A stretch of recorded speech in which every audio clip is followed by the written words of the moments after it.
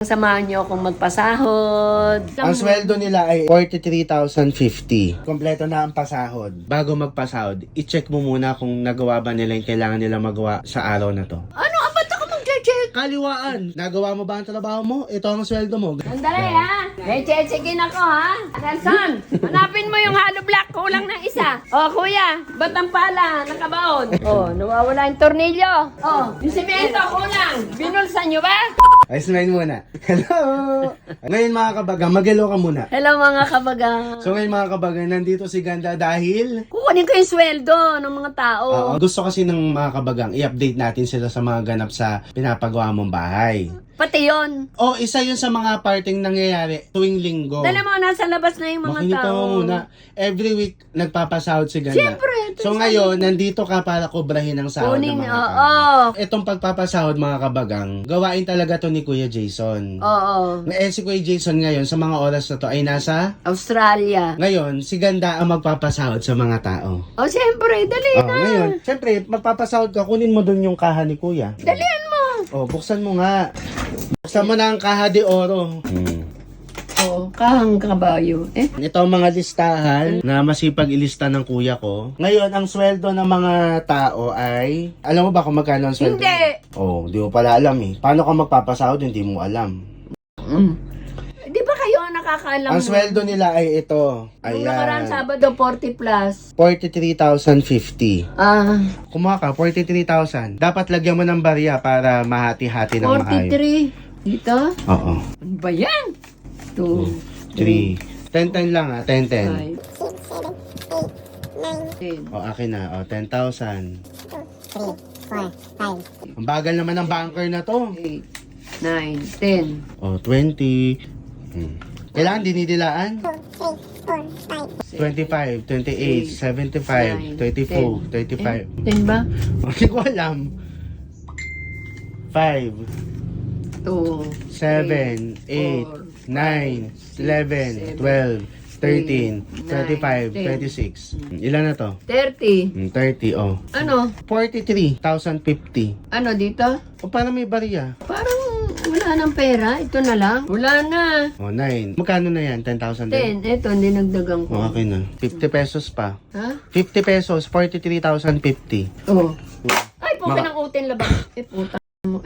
Oy, ma. Ayan, nakakatakot naman to. Sasara ko na. Salam mo. Walang coins? Wala na, okay na yan. Yan, kompleto na ang pasahod. 43,050. Pagpag ko para magkapera ako mga kabaga. Para Pay to God. God, Ngayon- bigyan mo po ako ng maraming pera para may pamahagi ko sa iba. Yeah. Yan ang sahod sa isang linggo. Yeah. Para alam din ng mga kabagang na hindi talaga biro ang magpagawa ng Kaya nga bahay. Tapos ang tagal-tagal. Huwag ka na umano, hayaan mo na. Di ba nga sabi mo, para may maibahagi ka? Sa mga tao. Isipin mo na lang nakakatulong ka din sa livelihood ng iba. Siyempre, yun ang maganda sa buhay. Ngayon, yung sweldo na Makatulong yan, ka. isa sa mga tungkulin bago magpasahod, i-check mo muna kung nagawa ba nila yung kailangan nila magawa sa araw na to. Ano? Ba't ako mag-check?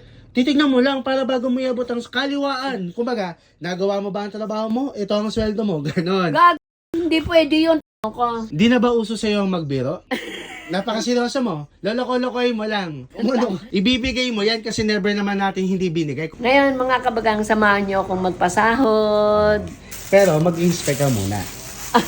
Inspectin mo muna. O, Ay, muning, kumain ka na, kulang pa. Umaarte ka ngayon, Umaarte na yung ampo namin dun, abangan nila yung magiging pangalan niya. Di ba? Sandali, sandali, nagulat pa.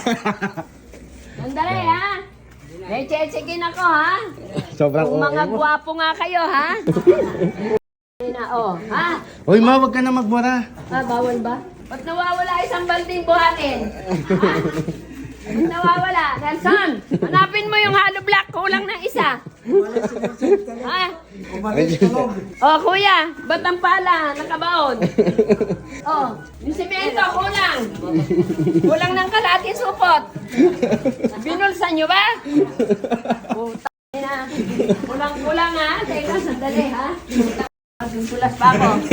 Baka mapunta ako sa baha, Nelson. Kulang ng pako. Nawala yung isang bakal ng hagdanan. Anong kulang dyan, mga kabagang? Kulang ka ng ngipin. Sa haba ng hagdanan na to, pati pustiso ko, malalaglag na. Nako, baka mauntog kami. Sandali, Nelson, ha? Bilangin ko yung hagdanan. Baka nawawala, isang bay tapusin. Kaya, madadapa pa ako.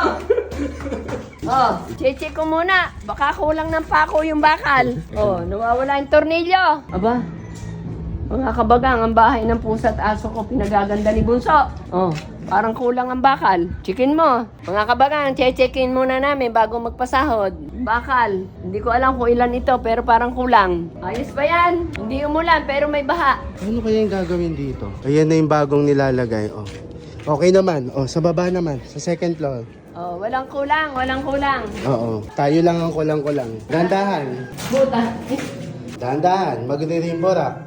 Nelson, kulang ng isang pako yung hagdanan. Oo, Ika.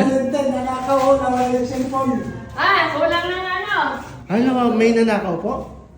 Oo, kulang ng isang tornilyo ang ulo ng isa. Puta. Ay. Ano, bilangin nyo ha, yung mga tornilyo.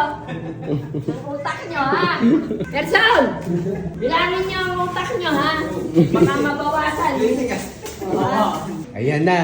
Naabot mo na. Naabot ko na yung pasahod nila. Saka joke-joke lang naman yung inspect. Ay, oo. Sino ba naman kasing, pati ba naman yung isang... Tsaka yung pagod nila, tawa-tawa lang. Ah. Para tumawa lang, mawala yung pagod. Hindi, tsaka sino ba naman yung nag-inspect na isang pako na ano?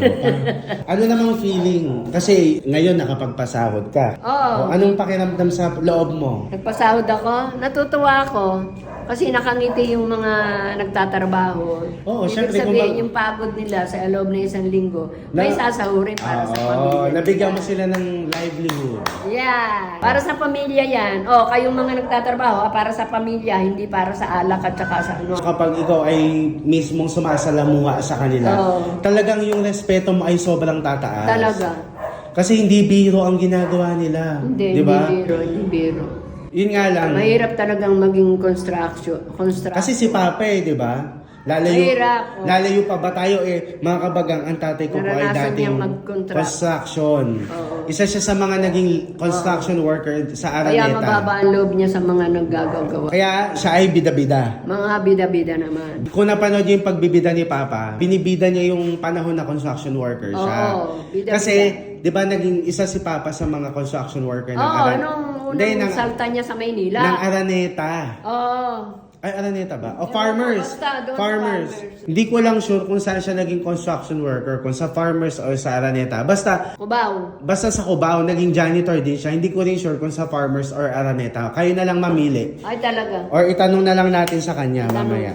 Pero yun na nga, ngayon na nakapagpasahod ka, masaya ka naman. Oo naman, kumbaga, na ano na yung paghihirap nila sa loob ng isang linggo, nakasweldo. Magkapera lang ako, maraming makikinabang. Ngayon, i-confirm natin sa asawa ko. Paano ako magkakapera? Hindi ako tumataya sa loto, yung asawa ko. Yun na nga, si Papa na magiging daan. Speaking of, i-confirm natin sa asawa mo kung saan siya naging construction worker ngayon. Nandiyan ba si Papa? Ayun o.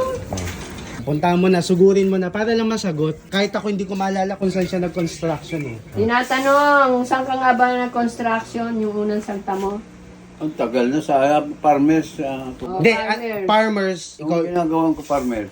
doon ka nag-construction. Doon ako nag-construction. Tapos, nag-janitor ka, Araneta. Sandali lang, hindi naman ako masyado tagal sa mga. Hindi, pero kumbaga, ikaw ay naging construction worker nung tinatayo yung farmers. Oo, nung doon ako nakaranas unang construction. Nasundan pa dito na sa mga labas-labas ng ano. Kumbaga, iba-ibang lugar. Hmm. Kasi tinatanong ng mga kabagang kung saan ka daw nag-construction. 1968 ka mo ako na gano'n ng construction dyan sa Farmers Cubao. Yan unang-una kong naranasan. Ang edad ko pala noon, 16 anyos. Kaya ba kinukwentuhan mo yung mga naggagawa dito, nagko-construction?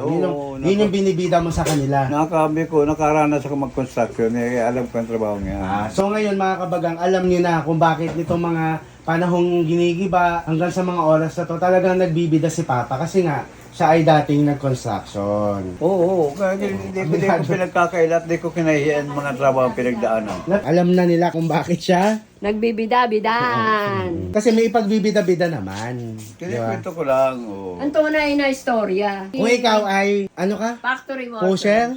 Yun ang- Drug lord? Ah, hindi. Factory worker. Oo. Ito naman ay construction. Oo. Tsaka janitor. Yun lang ang aking pinasukan. Pabrika, Ba't siya hindi mo siya software. Ba't siya hindi mo siya pasahurin ngayon? Kasi construction din pala siya. Nek-nek niya. Tumutulong yan, ma. Di ba? Nakikibida-bida yan doon. Bida-bida. Pasahurin mo rin Dahil yan. na bida-bida, pasasahurin mo. Ano? Laway ang puhunan. Proud kami sa aming tatay dahil Nagbida-bida. mabuhay lahat ng construction worker. Oo, dahil kung walang construction worker, walang bahay na magagawa. Oo. At mabuhay ang mga... Bida-bida! Puntahan mo doon. Ano kami ni Papa mo, pinapupunta ko dito, ayaw pumunta. Oh. Naiinis ako. Bakit? Para ipakita nga sa'yo yung parang banyo, na kahit hindi kay baha, ay lalo ngayon, bahang-baha. Kahit hindi bumabagyo, umuulan, binabaha ako dito. Kaya nga nung ito hindi pa ginagawa, stress na ako. Lalo ngayon, stress na ako. Pumapangit na ako mga kabagang. So ngayon mga kabagang, ito na si Sky. Ayan si Winter. Ikaw, takas ka din ng takas eh, no? Hawakan mo to, pero huwag mo titignan. Hawakan mo. Hawakan mo. Ano to? Dilat na. Ano to? Bag?